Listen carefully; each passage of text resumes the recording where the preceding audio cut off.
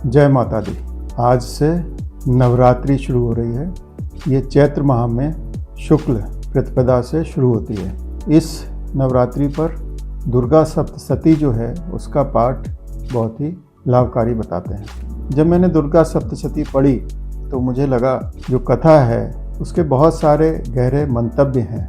तो आज मैं कोशिश करूँगा कि इस दुर्गा सप्तशती को इस नवरात्रि पर एक एक कर उन रहस्य के परतों को खोलने की कोशिश करूंगा जो कि इस सप्तशती में विद्यमान है। जो दुर्गा सप्तशती का प्रारंभ होता है उसका अध्याय 1 है। उसमें कहानी की शुरुआत में ये कहते हैं कि एक राजा सुरथ होते थे और एक वैश्य थे जिनका नाम समाधि था। ये दोनों ही लोग, राजा अपना राजपाट हार गए थे और जो समाधि थे वो उनको उनके बेटों ने, बहुओं ने घर से निकाल दिया था। तो दोनों इस अवस्था पर मेधा ऋषि के पास जाते हैं। अब इसमें अगर आप देखें तो जो राजा सुरथ हैं वो अपने बल के प्रतीक हैं। एक राज्यपाट जिनके पास होता है, अधिकार की भावना होती है। और जो समाधि है, वैश्य हैं, व्यापार करते हैं, तो वो प्रीत या मोह के प्रतीक हैं। और इन लोगों को इतना कष्ट होने के बावजूद राजा सुरथ थे वो अपनी प्रजा के लिए व्याकुल थे और जो वैश्य समाधि थे वो अपने परिवार के लिए चिंतित थे। तो जब इस प्रकार की मना स्थिति हो तो आपको मेधा अपनी बुद्धि से ही उसका निर्णय निकालना पड़ता है। तो इस प्रकार की इस कहानी की शुरुआत होती है। जब ये मेधा ऋषि के पास जाते हैं तो मेधा ऋषि उनको देवी का महत्व, महात्म्य जिसको कहते हैं, वो बताते हैं। तो देवी महात्म्य है, इसकी भी जो शुरुआत करते हैं मेधा ऋषि बताते हैं उनको कि बहुत समय पहले क्षीर सागर में विष्णु भगवान विश्राम कर रहे थे। जो ब्रह्मा जी थे उन्होंने इस पृथ्वी की संरचना की। अब जिस समय विष्णु भगवान विश्राम कर रहे थे तो उनके कान के मैल से मधु और कैटभ नामक 2 राक्षसों का जन्म हुआ। और जो मधु और कैटभ थे उन्होंने ब्रह्मा जी से युद्ध करना आरंभ कर दिया।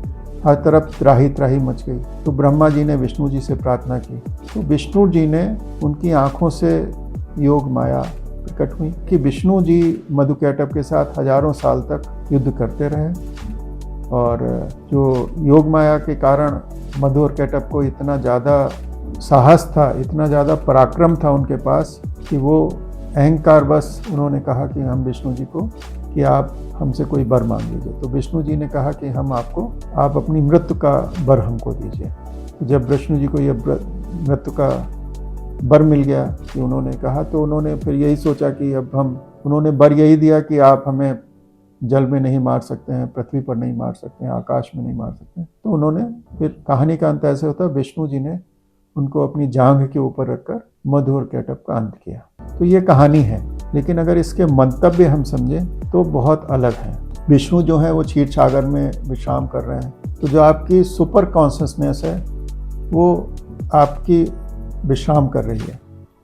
और जो ब्रह्मा जी हैं वो क्रियाशीलता के प्रतीक हैं जिन्होंने पूरी सृष्टि की संरचना की है। अब आप ये देखिए कि मधु और कैटभ, जो मधु है वो अहंकार के प्रतीक हैं और जो कैटभ हैं वो नकारात्मकता जो है उसके प्रतीक है। तो इस तरीके से जब ये जो लड़ाई है वो आपके अंदर की लड़ाई है और इन 9 दिनों आपको उस अंदर की लड़ाई को लड़कर अपने अंतःकरण को साफ कर इस नवरात्रि को मनाना है। तो अपने अहंकार पर विजय पानी है और अपने जो नकारात्मकता है मन में, उसके अगेंस्ट पॉजिटिविटी लानी है। इसको हम अपने अंतर महसूस करेंगे। एक बार हम लोग अपनी आँख बंद कर लेते हैं और आँख बंद कर धीरे से सांस लेते हैं और उसको जाने देते हैं।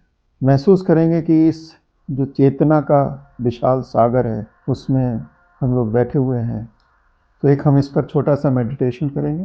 धीरे से सांस लें और जाने दें। अपनी आँखें बंद कर लें। महसूस करें कि आप इस चेतना के अनंत सागर में विश्राम कर रहे हैं। एक और लंबी गहरी सांस लेते हैं और महसूस करें कि हमारे अंदर जो मधु और कैटभ का जन्म है, हमको एक शक्ति जो है मधु, वो अहंकार का प्रतीक है और जो कैटभ है वो विलासिता या आराम की प्रतीक है। तो आज हम धीरे धीरे अपनी इन सभी नकारात्मक बातों को एक एक करके छोड़ेंगे। जो अहंकार है वो महसूस करें वो आपसे दूर जाता जा रहा है।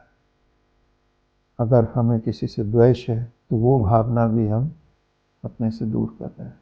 इस अनंत चेतना में हम सभी उस परम पिता परमात्मा के पार्ट हैं। महसूस करेंगे कि हम इस पूरी अनंत चेतना में, ब्रह्मांड में हमारा विस्तार होता जा रहा है। अपना ध्यान दोनों भवों के मध्य में बिटवीन द आईब्रोज लेकर आता है और एक और लंबी गहरी सांस।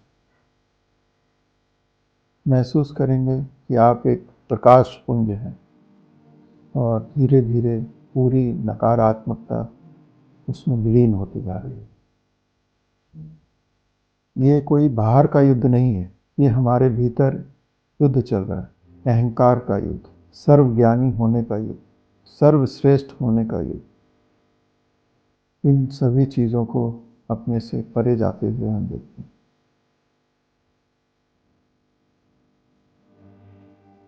हम उसी चेतना के हिस्से हैं। एक लंबी गहरी सांस लेते हैं और जब भी मन करे हम आंखें खोल सकते हैं। तो आपने देखा जो युद्ध हमारे भीतर चल रहा था, जो मधु और कैटव थे, जो नकारात्मकता थी, वो हमसे दूर हो गई। कैसा अनुभव हुआ? इसी यात्रा को हम कल फिर दूसरे अध्याय से आगे बढ़ाएंगे। Thank you.